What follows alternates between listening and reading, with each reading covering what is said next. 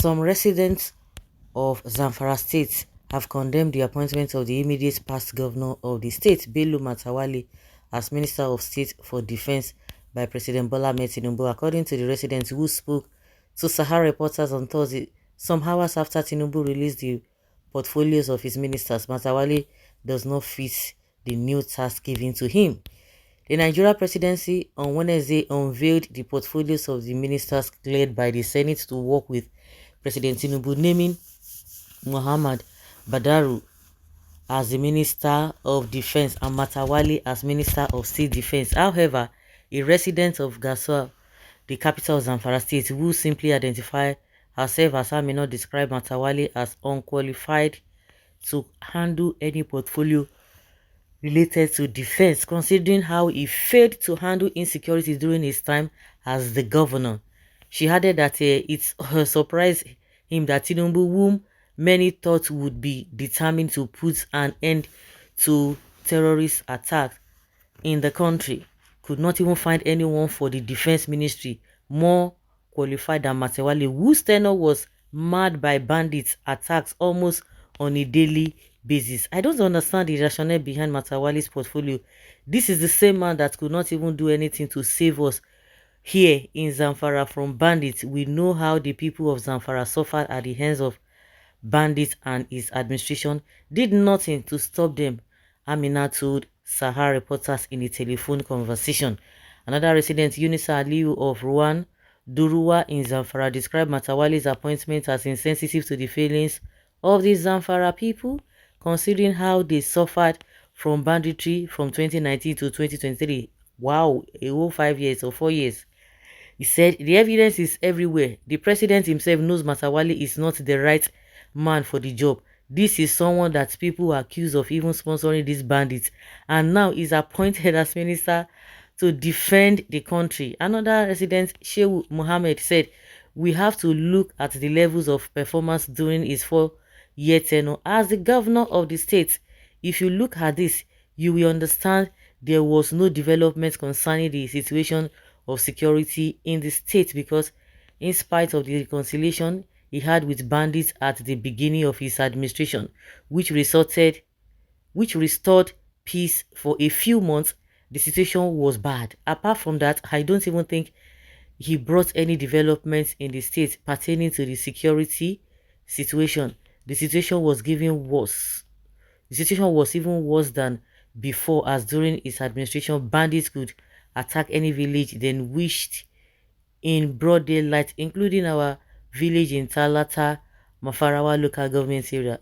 Mohammed noted that Matawale has also been accused of corruption and embezzling public funds, despite the fact that his subjects were dying as a result of hunger caused by insecurity. Regarding the aforementioned point, how do you think the person that failed to control a small state like Zamfara can come and hold the position of Minister of State for Defense and work diligently? He, however, added that he was happy someone from the state, which has been like a center of terrorism in the northwest region, was chosen for the defense ministry. I hope he will work tirelessly to see that peace is restored to the state and the country in general, he added. Commenting on this, a former lawmaker, Senator Shehu Sani, noted that defense ministers ought to be retired military officers due to the high rate of insecurity in the country. He said, in view of the security challenges faced by this country, I thought the defense minister should be a retired military officer with experience and records of accomplishments. That office shouldn't even just be political, especially at this time. Mr. Sani, however, added that the appointment of Matawale as State Minister for Defense is an opportunity for the former governor to end security challenges in his state.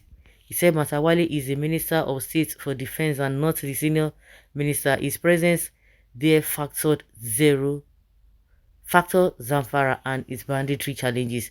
This is a challenge and an opportunity for him to take out Toji, Aleru, and other terrorist kingpins in his state.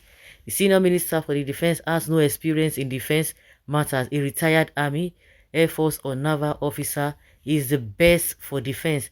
The residents' remarks on the Zamfara security situation during the Matawale administration corroborate the reports of a research group, Taylor and Francis, which says that between January 6 and 8, 2022, armed bandits attacked several villages in Zamfara state, killing more than 200 and leaving 10,000 displaced. Barely 3 months ago, a group in the state, Concerned Citizens for Peace, Security and Development accused Matawale's administration of having strong relationships with bandits terrorizing the state.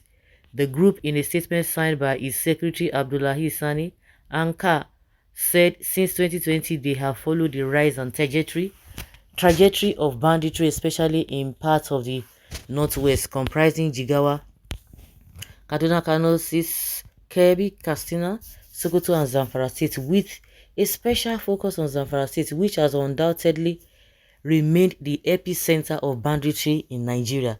He said, "We have equally estranged Governor Bello Matawale peace accord and its attendant achievements or otherwise since his assumption of office in 2019. In a twist of events, we have uncovered a strong collaboration between state officials, including traditional rulers and security agents, with bandits." The peace accord the former governor paraded as his major achievement was nothing but a high-wired deception to divert attention from the real issues behind the root cause of banditry, its sponsors and enablers. You may recall sometime in 2019, the governor set up a fact-finding committee on the remote and immediate causes of banditry to unravel factors, agents, and triggers the banditry. The committee was constituted and headed by a former Inspector General of Police, MD Abubakar. Other members of the committee included Senator Saudi Dan Sadao, Dr. Sani Abdullahi Shinkafi, among others. The committee has since concluded its report and submitted same to the former governor with far-reaching recommendations, including but not limited to dethroning of some indicted emirs, district heads and village heads. Some other recommendations included dismissal and decommissioning of some security agents found to have aided banditry in one way or the other, but the report never saw the light of the day because those indicted had illegally or allegedly threatened to expose the role of some government officials in the escalation of banditry in the state. Can you just imagine? Of course, Nigerians have been talking about it now. Okay. Yes. The committee further recommended the setting up of a judicial commission of inquiry to address all forms of banditry in Zamfara State. However, 3 years after the submission of the report, then Governor Bello Matawale turned a blind eye as he neither set up a judicial commission nor implemented any of the recommendations of the MD Abubakar's committee report.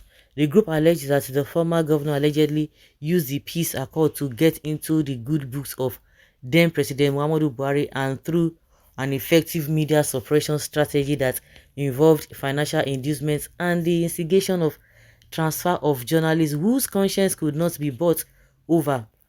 The resurgence of banditry in Zamfara State is on a scale never witnessed before its assumption of office, as thousands of refugees wander in parts of Zamfara State with no one to cater for them. Matawale's strategy had empowered and emboldened banditry to carry more heinous crimes against humanity in the way and manner he related with them through regular phone calls and monetary and vehicular gifts to bandit kingpins operating in Zamfara State. Until recently, it was alleged that one of the notorious bandit kingpins is allegedly housed in a 4-bedroom apartment at Zamfara State government house.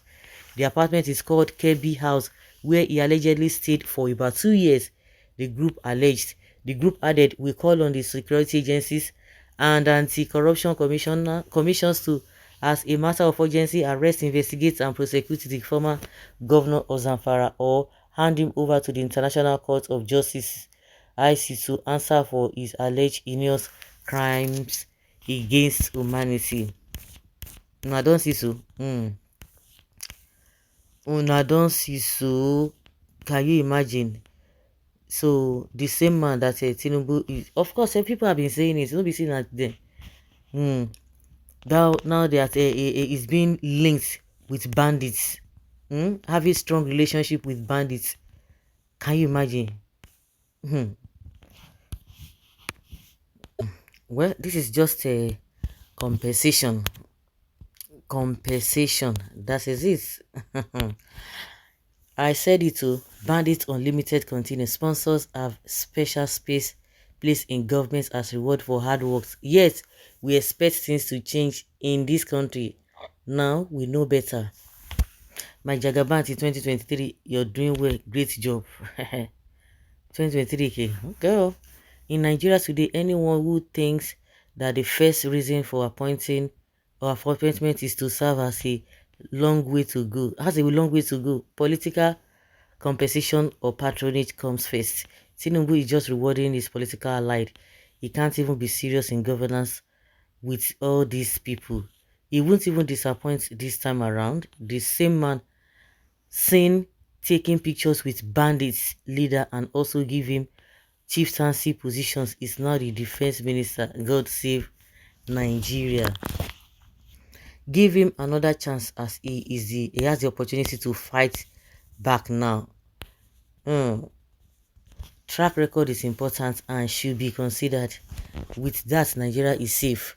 Nigeria is gone. All Nigerians are ecstatic to have you as our president for choosing wisely. Play too much for Nigeria. He's very confused. He didn't even know who and who to appoint. 4 years is around the corner. Kwakwanso and Atiku already meet next week. They will visit Obi. Okay, welcome to Nigeria. So guys, let's hear your opinion and have your take on this.